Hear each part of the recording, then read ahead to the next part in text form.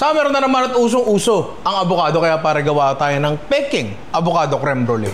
Ano sabi mo? Ang ganda ng t-shirt ko. Ay, oo naman, pare.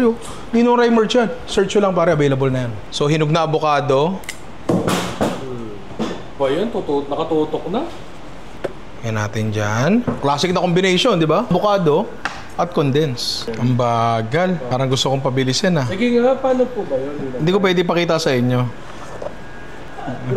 Ay, saan galing? Narugi lang natin.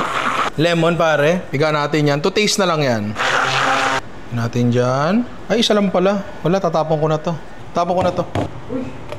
Okay. May ebidensya na naman, sir. Anong ebidensya? Ay, sa mukha mo, sir. Okay. Tapos i-rep lang natin o kaya freezer hanggang mag-set, pare. Medyo tumigas na siya, pre. Lagyan natin ng asukal sa taas. Tapos, blue torch.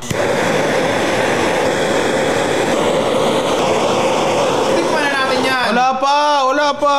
Palamigin natin. At dapat tumigas to. Hirap ako dito for some reason eh. Tumigas, pre. Dapat kasi pag creme brulee, pag pinalo mo, parang bungo, mababasag.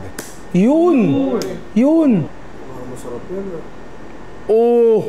No bake yan. Well, peking creme brulee. The perfect bite. Ano ka dito, kalbo? Sarap, di ba? Simple lang, pare. Kaya gawin nyo na to hanggat season pa ng avocado. Sarap nito.